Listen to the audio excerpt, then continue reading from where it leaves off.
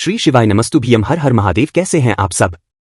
देखिए आज का ये वीडियो बहुत ही ज्यादा खास होने वाला है। सावन का बहुत ही पवित्र महीना चल रहा है और कल एक अद्भुत और दुर्लभ सहयोग बन रहा है। देखिए कल 7 अगस्त को बुधवार के दिन हरियाली तीज है, तृतीया तिथि है और ये बहुत ही बड़ी तीज है। आपकी इच्छाओं की पूर्ति के लिए जो भी सुहागन महिला है उन्हें तो ये उपाय करना ही करना चाहिए। साथ ही साथ जिन बच्चियों का विवाह नहीं हो पा रहा है उन्हें भी आज के ये उपाय करना चाहिए। देखिए बहुत ही प्यारे से उपाय होने वाले हैं। आज के इस पूरे वीडियो में मात्र 2 उपाय के बारे में हम बात करेंगे। ये दोनों उपाय विशेषकर आपको कल के दिन यानी कि हरियाली तीज के दिन आपको करना है। ये दिन जो होता है महादेव की कृपा के साथ साथ माता पार्वती के भी कृपा बरसती है और ऐसे में अगर आप इस दिन हरी चूड़ियों का एक असरदार उपाय करते हैं, ना चमत्कारिक उपाय, तो मात्र घंटे में ही आपकी हर मनोकामना पूरी हो सकती है। ये बहुत ही प्रभावशाली उपाय है। हर घर में किसी भी प्रकार की कोई ना कोई समस्या होती ही होती है। अगर आप चाहते हैं कि आपके घर की वो समस्या खत्म हो जाए, महादेव की विशेष कृपा आपके ऊपर बरसे और आपकी हर मनोकामना तुरंत पूरी हो जाए, तो आपको आज की ये उपाय करना चाहिए। साथ ही साथ ये जो दिन है शिव पार्वती के मिलन का एक बहुत ही प्यारा सा दिन होता है, इसीलिए इस वीडियो को बिल्कुल ध्यान से समझना। पूज्य गुरुदेव की ही कथा सुन करके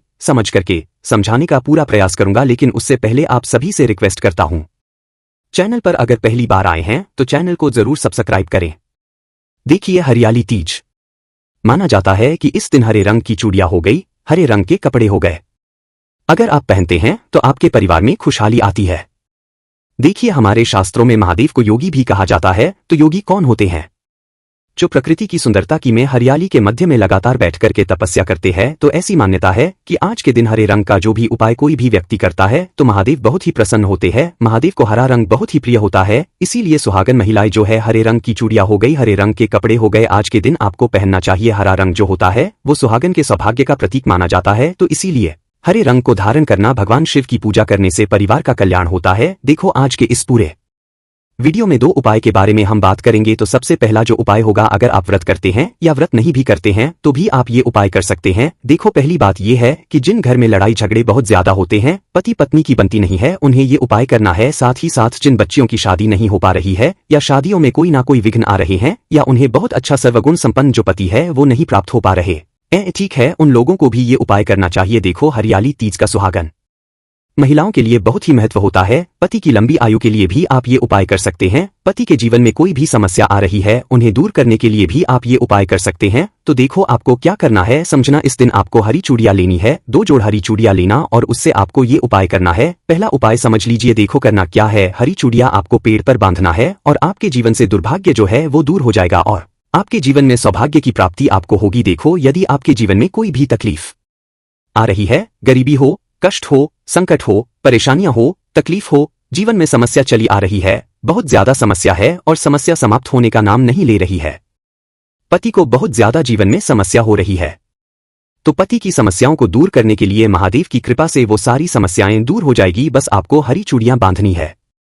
देखो आज के इस पूरे वीडियो में 3 वृक्ष हम बताएंगे। इन तीनों वृक्ष में अगर आप ये चूड़ियां बांधते हैं तो निश्चित तौर पर जन्म जन्मांतर की गरीबी भी मिट जाती है। तो देखिए सबसे पहले जो पेड़ हैं उनके बारे में हम जान लेते हैं। देखो 3 पेड़ के बारे में हम बता रहे हैं, तो तीनों में से जो पेड़ आपके पास आपके घर में हो या आपके घर के आसपास हो तो वहां पर भी आप बांध करके आ सकते हैं। देखिए पहला जो वृक्ष है वो है शमी का वृक्ष। कल बुधवार का दिन भी है और शमी के वृक्ष में साक्षात शनि देव का वास भी होने वाला है। देखिए अगर आपके घर में की 7.5 चल रही हो, किसी के ऊपर शनि की 7.5 चल रही हो, शनि की ढैया हो, तो आपको ये उपाय करना चाहिए। देखो क्या करना है। शमी का वृक्ष जो होता है माता पार्वती और भगवान भोलेनाथ जी का मिश्रित रूप कहा जाता है, तो शमी के वृक्ष को उमा महेश्वर भी कहा जाता है। तो आपको क्या करना है, हरियाली तीज के दिन शमी के वृक्ष पर माता पार्वती और भगवान भोलेनाथ जी का जो वास होता है उनका स्मरण करते हुए हरियाली तीज के संध्या काल में यानी कि सूर्यास्त के पहले पहले आप संध्या काल में या तो सूर्यास्त के पहले या तो सूर्यास्त के बाद यानी कि प्रदोष काल के समय भी आप ये उपाय कर सकते हैं।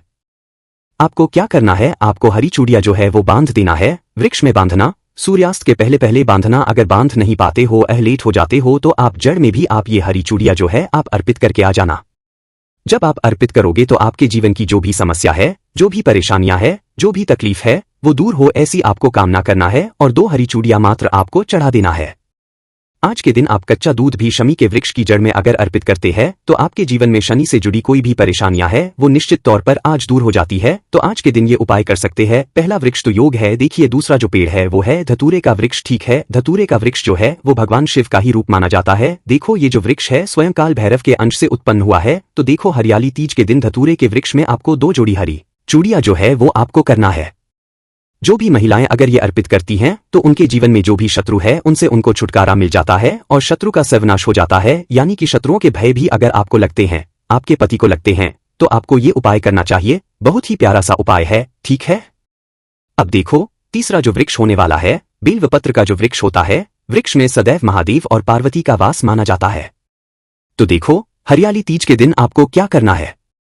हरी चूड़ियों का श्रृंगार आप या तो लाल कपड़े में रख दीजिए और ये अर्पित कर दीजिए बेलपत्र के वृक्ष के नीचे, या तो आप लाल रंग के मूली के धागे से आप बांध सकते हैं, हरे रंग के धागे से आप बांध सकते हैं, ठीक है। अगर बांध रहे हो तो सूर्यास्त के पहले बांधना, अगर बांध नहीं पाते हो तो सूर्यास्त के बाद आप क्या करना, जड़ में आप अर्पित कर सकते हैं। आपकी जो भी विशेष मनोकामना होती है वो बोल करके आप अर्पित कर देना। तो ये 3 वृक्ष हमने आपको बता दिया, तीनों में से जहां कहीं भी आपको रखना है आप रख सकते हैं। देखिए इस चीज का एक नियम समझना, जो भी व्यक्ति ये उपाय करेगा, तो जो भी महिलाएं जो उपाय करेगी, जो भी बच्चियां उपाय करेगी, तो थोड़ा सा सज-धज करके ये उपाय आपको करना है, ऐसे रूठे रूठे नहीं करना है। समझ में आई आपको बात? यानी कि आप जैसे सुहागन महिलाएं हैं तो बिल्कुल सज-धज के सुहाग की सामग्री धारण करके ये उपाय करेंगे। हो सके तो हरे रंग की चीजें आप पहन सकते हैं, ठीक है। तो ये उपाय अगर आप करते हैं तो विशेष आपको कृपा मिलती है। तो देखो ये हो गया पहला उपाय। अब हम बात कर लेते हैं दूसरा उपाय। अगर घर में पति पत्नी की लड़ाई चल रही है, बात हो ही नहीं पा रही है, तलाक तक बात पहुंच गई है और आप चाहते हैं कि तलाक नहीं होना चाहिए, तो ये उपाय आपके लिए है।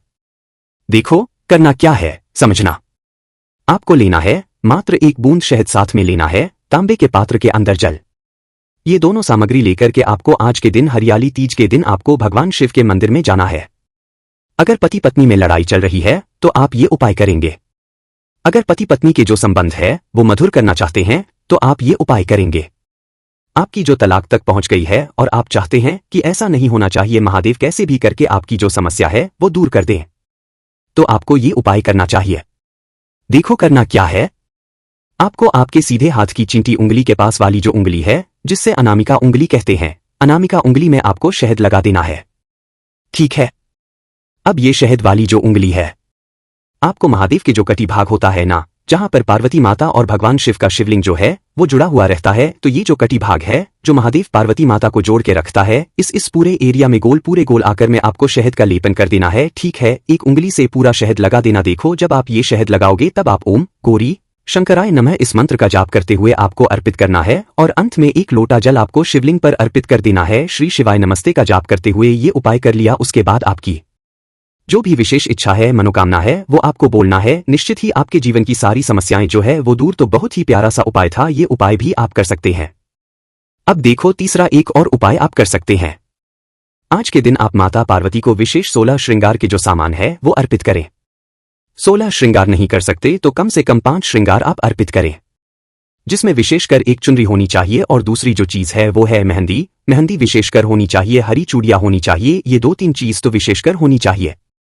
तो इस प्रकार से आप ये सुंदर सा उपाय कर सकते हैं। आपकी हर मनोकामना निश्चित परिपूर्ण करेंगे। तो देखो अगर आपको कुछ भी चीज समझ में ना आए तो कमेंट में पूछ लेना, गलती नहीं करना है। श्री शिवाय नमस्तुभ्यम, हर हर महादेव।